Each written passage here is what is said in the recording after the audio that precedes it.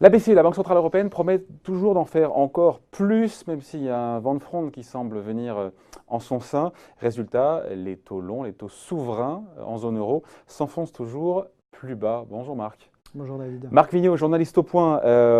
On a toujours pensé, jusqu'à présent, souvent, c'est ce qu'on entendait, que les taux bas, les effets positifs l'emportaient largement sur tout le reste et que les effets négatifs étaient finalement assez secondaires. Sauf que là, dans le Point, Patrick Artus, et c'est pour ça qu'on en parle, vient de publier une tribune à charge où il recense pour le coup 13 effets négatifs des taux bas durablement. Il veut prouver, à tort ou à raison, diront certains, que désormais, voilà, tous ces inconvénients sont trop nombreux par rapport aux atouts, aux avantages des taux bas. C'est sûr que plus les taux bas durent dans le temps, plus ils ont des effets négatifs, mais qu'il faut mettre en balance avec le scénario économique qui se serait déroulé s'il n'y avait pas eu ces baisses de taux et ces taux très bas. Et force est de constater que la BCE a permis à la zone euro de redémarrer en partie avec ces taux bas à partir de 2014-2015, de taux très bas, de politique de rachat quantitatif des titres de dette publique. Donc il faut faire une balance et effectivement Patrick Artus, lui, il est très dur. Il pense que les avantages des taux bas sont complètement contrebalancés maintenant par les inconvénients qu'ils peuvent générer. Parce que son message, encore une fois, on peut être d'accord ou pas, c'est qu'il dit en gros les taux bas maintenant c'est dangereux. Et il parce dit que surtout, c'est bas et parce que c'est durable et donc c'est dangereux. Voilà. Et il dit surtout on ne pourra pas en sortir. Et donc qu'est-ce qui se passe si on n'en sort pas? Et donc il y a tout un tas d'inconvénients à long terme qui empêchent qui se renforcent au cours du temps et surtout qui empêchent de sortir des taux bas. Et donc du coup, s'il y a des taux bas pendant très très longtemps, le jour où les taux remontent, même si ce n'est pas voulu, si ce n'est pas provoqué, ça peut être très très douloureux pour le monde de la finance et pour les emprunteurs. Ouais. Et en gros, il pointe, c'est pas nouveau, le caractère irréversible de ces politiques monétaires en disant, vous le disiez très bien, elles seront incapables de remonter leurs taux parce que beaucoup d'acteurs économiques, banques, fonds de pension ou autres investisseurs auront accumulé des obligations souveraines en zone euro à des taux tellement bas que la remontée leur ferait perdre tellement d'argent. En fait, ce qu'il faut rappeler, c'est que les taux d'intérêt varient en sens inverse de la valeur de l'obligation. Quand on veut revendre une obligation, un titre de dette sur les marchés, plus le taux d'intérêt est élevé, moins le titre de dette vaut ensuite quand on le revend parce qu'on l'a acheté à une valeur donnée avec un taux d'intérêt attaché et si le taux entre-temps a monté, la valeur de l'obligation baisse. Exactement. Donc, du coup, effectivement, il y a plein d'acteurs qui se retrouveraient avec des obligations qui seraient difficiles à revendre, dont la valeur se sera... Et donc ça sera un bain de sang, une boucherie avec beaucoup de moins-value dans les portefeuilles et dans les bilans de beaucoup d'acteurs économiques. Après, quand il liste, en gros, il liste 13 dangers. Je trouve qu'il y en a certains qui sont secondaires. Je vous invite à la lire, encore une fois, à lire la tribune sur lepoint.fr. Je fais la pub pour Le Point. Mais quand il nous dit dans les arguments, le fait que la BCE ne remonte pas ses taux alors qu'on est en deuxième partie de cycle, en fin de cycle, voilà, elle est censée le faire en période de fin d'expansion pour se redonner des marges de manœuvre. Voilà, bon, l'argument, je trouve, ok, mais non, il est fort cet argument. C'est vrai que quand on a une période plus dure, une période de récession, normalement, on est en phase de baisse forte des taux pour donner un signal et pour redonner de l'air aux acteurs économiques. Si on est déjà très bas, on n'a plus de marge de manœuvre. Alors la question c'est, est-ce que la situation aurait été meilleure si on s'était redonné des marges de manœuvre entre-temps en augmentant les taux, ce qui n'est pas forcément favorable à l'économie. Pas sûr du tout. Pas sûr du tout. Mais en même temps, c'est vrai que, rappelez-vous, en 2017, la croissance européenne était quand même assez forte. Au-delà de 2%. Voilà, au-delà de 2%. Et donc, on aurait augmenté les taux à l'époque, on serait en croissance aujourd'hui, on serait plus bas. Et voilà, c'est la difficulté de savoir quel aurait été le scénario contrefactuel. Mais c'est vrai que, par exemple, il y a des effets de composition des taux d'intérêt, par exemple sur le patrimoine. Si les gens peuvent s'endetter toujours plus facilement, c'est souvent ceux qui ont déjà du capital qui se réendettent, ça fait monter les prix de l'immobilier. Il pointe dans sa liste d'arguments qui montrent que les taux bas sont dangereux. Alors, ceux qui détiennent du capital... il dit en gros, on spolie les retraités futurs. Il marque le point ou pas là-dessus? Ça dépend. En France, on a un système de retraite, vous venez d'en parler, par répartition, donc essentiellement par répartition. Donc les retraités ont quand même moins Au sens de besoin l'épargne, d'épargner. dans l'épargne et l'épargne au sens large, notamment des seniors. Oui, oui, non, mais les retraités ont moins besoin d'épargner en France puisqu'ils ont un système de répartition. Ouais. Donc voilà, donc effectivement, ils ont des taux un peu moins généreux. Mais enfin bon, les retraités en France, c'est quand même pas la population la plus impactée. Après, on peut dire que l'Allemagne, qui a une population très vieillissante et qui a une partie de la retraite qui est en système par capitalisation, là pour le retraité, c'est beaucoup plus compliqué. Et donc, ce que dit Patrick Artus, c'est qu'il y a un certain point où les retraités, comme ils voient le rendement de leur épargne fondre, ils se mettent à épargner d'autant plus pour compenser la baisse des rendements. Donc en fait, au lieu d'inciter à réinjecter l'argent, voilà, exactement, les taux négatifs peuvent avoir dans certains pays, dans certaines situations, des effets inverses, c'est-à-dire que ça incite à avoir plus d'épargne. Donc là, effectivement, ça pose un problème. Après, il faut voir pays par pays ce que ça fait, mais c'est vrai qu'en Allemagne, où on n'arrête pas de dire qu'il faudrait faire une relance économique, où on n'arrête pas de dire qu'il faudrait que les Allemands consomment plus,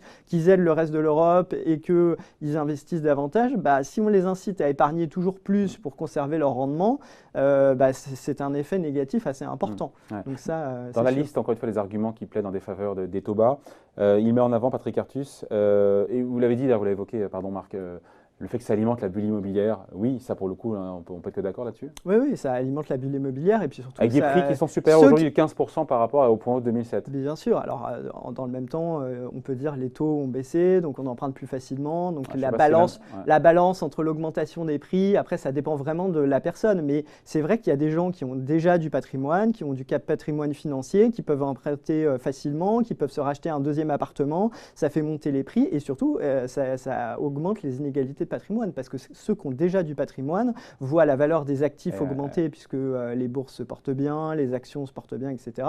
Et donc la valeur des actifs augmente et ceux qui n'ont pas d'actifs financiers, ils en profitent moins. Ouais. Alors c'est sûr, ils peuvent emprunter plus facilement, mais si dans le même temps tous les prix ont augmenté, est-ce que la balance est vraiment positive pour eux? Il y a aussi dans les sujets importants, et on sent qu'il y a une prise de conscience au niveau de la BCE, cette dégradation de la situation des banques ou même des sociétés d'assurance vie au sens large, des banques qui sont moins profitables qu'avant. Il nous parle de freinage de l'offre du crédit, j'ai envie de dire, mais pas en France, non? Alors, ce qu'il faut revoir, c'est quand on baisse les taux, un des objectifs au départ, c'est justement de stimuler l'offre de crédit. Parce qu'il y a le cas en France. Ce qui est totalement le cas en France. Le crédit est même très dynamique, voire trop, aux yeux des régulateurs qui regardent la distribution de crédit. Donc ça a bien fonctionné en France. Le problème, c'est qu'on veut redémarrer le crédit aussi dans les pays périphériques de la zone euro, ce qu'on appelle les pays périphériques, les pays du Sud, l'Italie, l'Espagne, les pays qui ont eu des difficultés comme en Grèce. Et là, on s'aperçoit que l'état des banques fait que même avec des taux très bas, elles n'arrivent pas à distribuer du crédit, probablement aussi parce qu'il n'y a pas tout à fait la demande qui va avec, mais ça ne permet pas de relancer le crédit alors que c'était censé le faire. Est-ce qu'il peut y avoir un effet secondaire de la baisse des taux, c'est-à-dire que les banques sont moins rentables parce que ça écrase leur marge d'intermédiation. Normalement, elles empruntent à court terme et elles utilisent cet argent qu'elles ont emprunté à court terme pour le prêter à long terme en faisant une marge. Au niveau du long terme. Voilà, comme les taux d'intérêt à long terme sont écrasés, ils se rapprochent des taux à court terme et donc la marge d'intermédiation, elle est beaucoup plus faible. Donc les banques font moins de profit sur les prêts qu'elles accordent, donc elles pourraient être tentées de changer de modèle de banque, de faire autre chose qui rapporte plus d'argent. Elles pourraient être tentées de moins prêter ou de prêter aux mauvaises personnes. Patrick Artus dit aussi qu'on entretient des entreprises, on maintient en vie des entreprises qui normalement dans le processus économique normal, on peut penser que c'est négatif, mais disparaîtraient et parce qu'elles sont en mauvaise santé. Voilà, parce qu'elles seraient en mauvaise santé et donc laisseraient le champ à des entreprises plus innovantes, plus dynamiques. Et en quoi est-ce que les taux qui bas permet au bout d'un moment de faire augmenter la productivité de l'économie et donc le bien-être général. Mais en quoi les taux bas permettent de faire survivre on peut accorder des prêts à des qui sont zombies. Si des boîtes sont en mauvaise santé mais qu'elles peuvent s'endetter à des taux qui sont très proches de zéro sans arrêt, qu'elles peuvent sans arrêt réemprunter et que finalement le risque d'insolvabilité de ces entreprises baisse et donc les banques peuvent être tentées de donner des prêts un peu sans vérifier réellement la santé de ces entreprises et donc ça les maintient en vie. Mais on voit que c'est paradoxal avec l'idée qu'on accorderait moins de crédit puisque si les banques aussi continuent à prêter à des entreprises auxquelles elles ne devraient pas prêter parce qu'elles sont en mauvaise santé, ça veut dire que le robinet du crédit n'est pas non plus en train de se fermer, alors que c'est un des risques pointés par Patrick Artus sur les taux négatifs. D'ailleurs, Marc, dans les risques qui sont pointés, il y en a un que j'avais jamais entendu, pour le coup c'est intéressant. Les taux bas encouragent la sortie des capitaux vers les États-Unis. C'est ce qu'il nous dit Patrick Artus. En gros, les Européens financent le déficit public américain. Ce n'est plus les Chinois qui le faisaient pendant très longtemps avec leurs réserves de change et leurs massifs excédents commerciaux. C'est vrai ça? Parce que les taux ont remonté un petit peu aux États-Unis, puisque la Banque centrale des États-Unis, la Fed, a essayé de sortir un petit peu plus vite de cette politique, justement de remonter les taux parce que les conditions économiques aux États-Unis étaient très bonnes.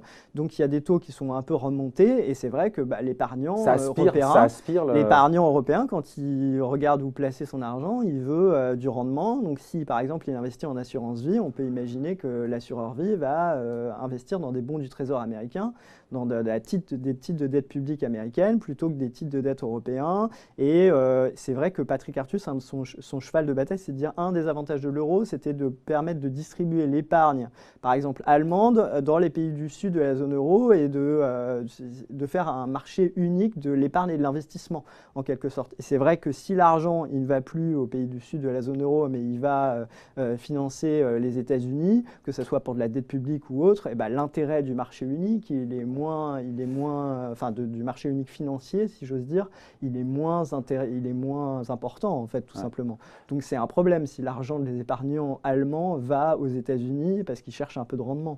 Au final, une fois qu'on a exposé quasiment tous les arguments mis en avant dans cette tribune, dans le point de Patrick Artus, on se dit quoi? On se dit qu'il est excessif, comme parfois il peut l'être, ou il y a vraiment un danger de maintenir il y a un danger, avec une prise de conscience au sein des banques centrales. On comprend bien qu'au sein de la BCE, il y a une prise de conscience. Oui, mais c'est un arbitrage en fait. La BCE se dit, OK, il y a des effets négatifs, je le sais, mais quelle serait la situation si je ne l'avais pas fait? Le problème, c'est la durée et effectivement, est-ce qu'on pourra en sortir? Mais si c'est un arbitrage court terme, long terme, là, à court terme, on a besoin de soutenir la croissance, de revigorer un peu l'inflation pour ne pas tomber dans une spirale déflationniste. Donc la Banque centrale se dit, je fais ce boulot-là et elle demande d'ailleurs au gouvernement, elle dit moi je suis arrivé un peu, elle ne le dit pas comme ça parce qu'elle ne veut pas avouer qu'elle n'a plus les moyens de stimuler la croissance, mais elle dit moi je suis un peu arrivé au bout de ce que je peux faire, donc s'il vous plaît aidez-moi parce que les taux bas ça a des effets négatifs aussi, c'est pas la panacée et je ne peux pas tout faire toute seule.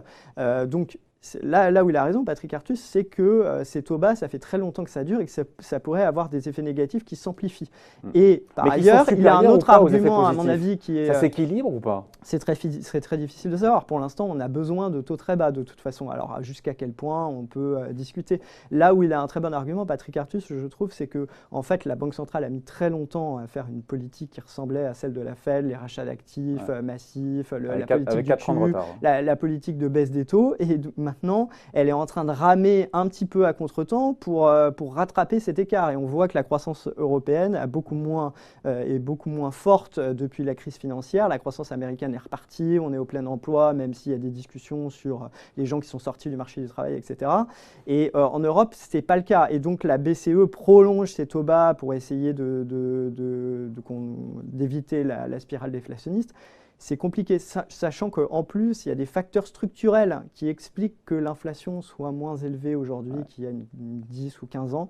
Et donc, en fait, beaucoup d'économistes s'interrogent, il n'y a pas que Patrick Artus, évidemment, s'interrogent sur la capacité de la Banque centrale réellement à faire réaugmenter les prix et s'interrogent sur la pertinence de cet objectif d'inflation de 2% qui est censé caractériser une stabilité des prix. Mais aujourd'hui, si les produits importés sont structurellement, leur prix n'augmente pas beaucoup, parce qu'ils sont fabriqués dans des pays à bas coût, etc. Est-ce que structurellement, la politique de la Banque centrale de taux négatifs, est-ce qu'elle peut vraiment faire augmenter les prix?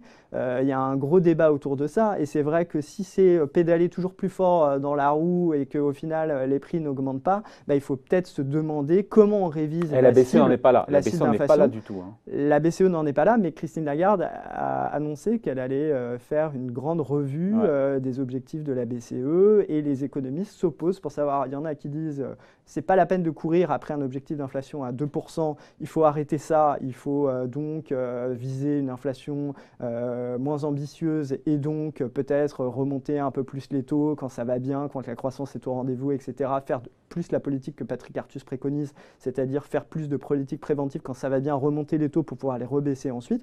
Et il y a d'autres économistes au contraire qui disent ah mais non, attendez, si on n'arrive plus à la cible d'inflation à 2%, qu'on ne l'a pas atteinte pendant des années, et ben il faut au contraire envoyer le signal aux gens qu'on va viser une cible d'inflation bien plus importante, capable de stimuler les prix, une cible d'inflation par exemple à 4%, c'est ce que avait dit l'ancien chef économiste du FMI. Mais la conséquence c'est quoi? C'est qu'il faut en faire encore plus pour arriver à 4% d'inflation. Oui, il faudrait en faire encore plus et il faudrait se donner du temps quand on est revenu à 2%, ne pas tout de suite remonter les taux, mais au contraire prolonger dans cette optique, on se dit qu'on va réussir à augmenter les prix, à revigorer un peu la croissance, et donc on devrait maintenir cette politique plus longtemps pour être sûr de ne pas retomber, que les investisseurs se disent ah bah ça y est, ils vont débrancher la morphine, donc tout va se réeffondrer comme avant. Donc il faut leur permettre d'avoir des anticipations qui vont dans le sens de ce que veut la Banque centrale. Les anticipations des opérateurs, hein, c'est très important. Si les gens anticipent qu'il y aura de l'inflation, les taux forcément vont remonter et l'économie se remettra à fonctionner comme il y a des années. Donc, bon, en tout cas, voilà, on voulait vous parler de cette tribune à lire sur le point.fr de Patrick Artus et qui nous liste, et on voulait revenir dessus, sur tous les inconvénients qui sont nombreux selon lui. Et je voulais souligner, David, que cette semaine, dans le point, la couverture du point, c'est une couverture assez exceptionnelle puisqu'on a une interview exclusive de Mark Zuckerberg. Donc on l'a rencontré aux États-Unis, hein, pas moi, mais un de mes collègues, Guillaume Gralet, qui l'a rencontré aux États-Unis, qui a une interview exclusive, et Facebook dévoile tous ses nouveaux projets, et puis on discute aussi des dangers que peut susciter un peu cette espèce de monopole du réseau social dans le domaine des réseaux sociaux. Hein. Donc à lire cette semaine dans Le Point qui vient tout juste de sortir. Merci beaucoup Marc. Merci David. Bye.